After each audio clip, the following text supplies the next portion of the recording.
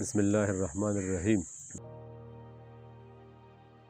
دا یو کلام دی چې عنوان یې دی خپل ځان په آینه کې. کو زما تپوس چا وکړو چې دا څوک د څه یې کار دی، ورته وایه دا پاگل دی، لیونی ذهني بیمار دی. کو زما تپوس چا وکړو چې دا څوک د څه یې کار دی، ورته وایه دا پاگل دی، لیونی ذهني بیمار دی. او اکثر ځان سره لګیا وي بس تش ګونه ګونه خیجي. اکثر ځان سره لګیا وي بس تش ګونه ګونه خیجي. د خپل فکر د خپل غم نه اچولی اچار دی. او د جهان غمونه نه کوي، د خپل یو دنیا ده. د جهان غمونه نه کوي، د خپل یو دنیا ده. او په دې خپل بې خدای کې غم خوراک د روزګار دی. او خپل دردونو ته خندا کړي خو د بل د غم سوځي. خپل دردونو ته خندا کړي خو د بل د غم سوځي. او په طبیعت یې به یې پوه نه شي، مړه دې هسې اوزګار دی. او دې د چا نه ګیله نه کوي، د خپل ځان نه ګیله من دی. دې د چا نه ګیله نه کوي، د خپل ځان نه ګیله من دی. او د خزان نه د رنګونو او ګلونو طلبګار دی. دې په سور اور کې سوځېږي د خدای او د احساس. دې په سور اور کې سوځېږي د خدای او د احساس. او دې بې تمې بې لالچه بوج وړلو ته تیار دی. دې په مینه باندې پایي محبت د ده مسلک دی. دې په مینه باندې پایي محبت د ده مسلک دی. او دې په دې مادي دنیا کې هم د عشق داویدار دی. د طبیعت نه قلندر دی، د ده خوی د سکندر دی. د طبیعت نه قلندر دی، د ده خوی د سکندر دی. او دې بادشاه دی، دې بادشاه دی بې د تخته، او دې بې تاج تاجدار دی. په سینه کې د ده فقر خو په زړه باندې بادشاه دی. په سینه کې د ده فقر خو په زړه باندې بادشاه دی. او د هر چا نه بې نیازه دې د خپل جهان سردار دی. دې خفه وي په رڼا کې په تیارو کې هم تنګېږي. دې خفه وي په رڼا کې په تیارو کې هم تنګېږي. او په یو حال خوشحاله نه دی، دې د هر څه نه ویزار دی. په نفاق د پښتنو دی سم د زړه په وینو جاړي. په نفاق د پښتنو دی سم د زړه په وینو جاړي. دې د عدم تشدد ده فلسفې علمبردار دی. او خپل یاران ورپورې خاندي، ټول پوهان ورپورې خاندي. خپل یاران ورپورې خاندي، ټول پوهان ورپورې خاندي. او دوی وایي ده ته ګناه نشته، دا غریب خو بې روزګار دی. او هغه درد چا محسوس نه کړو چې په ده باندې تېرېږي. هغه درد چا محسوس نه کړو چې په ده باندې تېرېږي. ګینې مخ نه یې پته لګي چې په زړه کې یې انګار دی. او دې په حق وینا ګویا دی ځکه بدي شي د خلکو. دې په حق وینا ګویا دی ځکه بدي شي د خلکو. هر طرف نه چغې خیجي، ګناهګار دی ګناهګار دی. او د لباس او د حلیې نه ښکاري سمه فرشته ده. د لباس او د حلیې نه ښکاري سمه فرشته ده.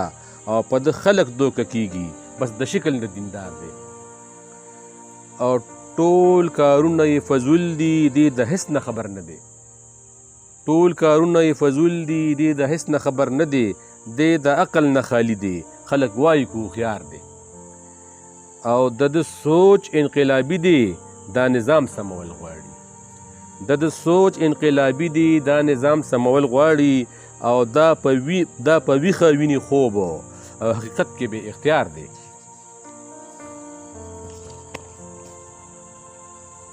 بې مقصده ژوند یې تېر کړو، هېڅ سبق یې زده نه کړو. بې مقصده ژوند یې تېر کړو، هېڅ سبق یې زده نه کړو. د دنیا په منډهۍ کې دې د حسن خریدار دی. او په جومات او په خانقاه کې په جومات او په خانقاه کې ښکاري سم ولی الله دی. په په جومات په خانقاه کې ښکاري سم ولی الله دی او میکده کې کوی ګورې د ساقي محبوب میخوار دی او دی په یو خڼ درې ځله تندکونه خوري غورځېږي دی په یو خڼ درې ځله تندکونه خوري غورځېږي او د دشمن حاجت یې نشته خپل لستوڼي کې یې مار دی او هیڅ به پوهه بدله نشي دی خو سمه محمده هیڅ به پوهه بدله نشي دی خو سمه محمده او جوارګرو سر ناس وي او جواری نه توبهګار دی او نه خو دی انسان شناس دی نه پوهیږي په نیتونو نه خو دی انسان شناس دی نه پوهیږي په نیتونو او چې په قتل پسې ګرځي هم هغه د ده دلدار دی او دی په دین او په دنیا کې د منطق په لاره تک کوي دی په دین او په دنیا کې د منطق په لاره تک کوي